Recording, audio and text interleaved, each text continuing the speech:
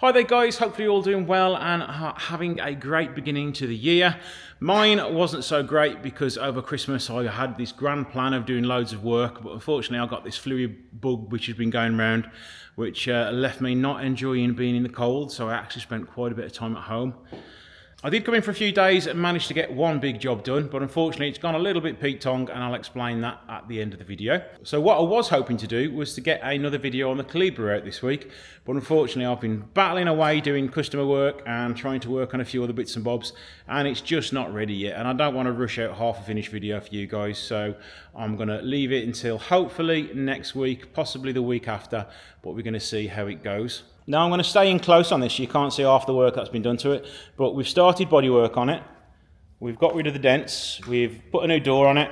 We have got rid of the dents here. That's just the final layer of dolphin glaze at the minute, so we can sand that down next working day. I've also got rid of all the lacquer peel, and it just needs cleaning up now once it's been sanded, and we can get that painted. The 156 is still here. I've not actually advertised it for sale anywhere yet. It's Christmas, people haven't got money, so I'm probably going to put it up for eBay auction at the end of January, so save your pennies up if you are interested in it. As the YouTube video did so well, I'm going to put it for sale as no reserve auction, so you guys can probably get yourself a bargain because nobody's got any money this time of year, and I need it gone so I can have some money for the Money Pit Porsche, which is still hiding away here untouched. So plans were as well to get the engine out the 155. It was all on the ramp ready to go and it's still there now. So I'm hopefully going to get that out next week. The punter, I've probably spent about 2 hours on it over the last month. I've plugged a few more connections in, I've put a few coolant pipes on, I've started cleaning up a few more bits. I had to order some washers for the oil cooler. I had to measure those and get the diameter and everything to get those sorted because I couldn't find them anywhere. So they're now on.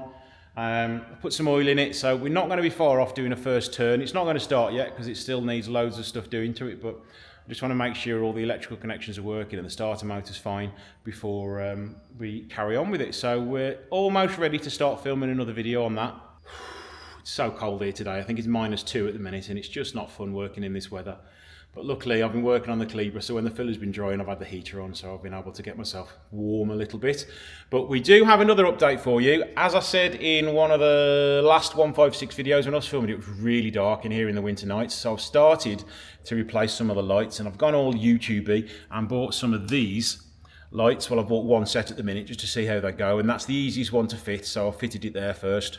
So it is a darn sight brighter up here now, so I can actually do a little bit of work up here when I eventually get it all sorted out. All these shelving units, I want to remove them, or not remove them, empty them off, transfer it to where my old office was, which is in there.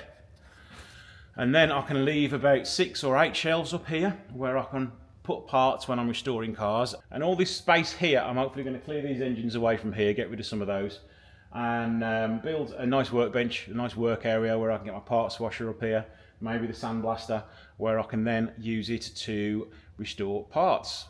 But on the new lights, unfortunately, one of them doesn't work, so I've had to have a polite little moan to the seller and get them to send me out another one of those lights there.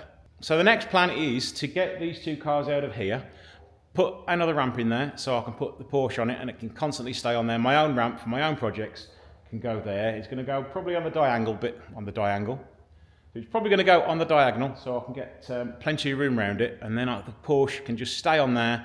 I can film videos on it. I'm going to put another one of those lights up there to replace that crappy one up there, so we can have some good light when we're filming videos for a change. I may even, if I'm rich, put some more on the walls to get it a bit lighter in here and get the picture much better when I'm filming videos. And it's still a mess up here, but here we've got 4 shelves. 1, 2, 3, 4, where we can put all the spare parts. And I've also got this one here reserved for all the new ones I've got, but it does need sorting out. And I've also got another one there where I'm putting all my consumables like oil filter, air filters and stuff like that, but it all needs sorting out. This is the type of job where I could do with another little pair of hands, another little helper. But I did get my son in here, and I'm sure he would like to help, but unfortunately pre-teenage years is a little bit useless, unfortunately, so I do need to train him to do a little bit more work. But if I was buying him V-Bucks, which is a fortnight money, I'm sure he'd come and gladly help me out, so I may have to get him in.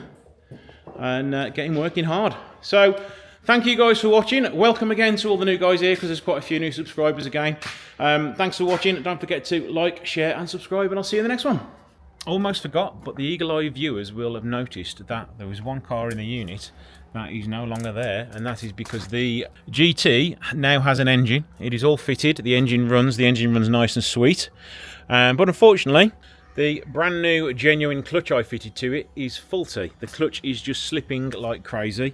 I've never had it happen to me before. I'm 99.999% sure the clutch has gone in the right way around, and if it had gone in the wrong way around, there wouldn't have been any drive at all. In fact, there probably wouldn't have been even a clutch pedal. So unfortunately, I have got to take the engine back out again, which is going to be a nightmare, but crap happens, and unfortunately it's the first time it's ever happened on a 3.2 with the cats in the manifold, so you do have to drop the engine to get the gearbox off.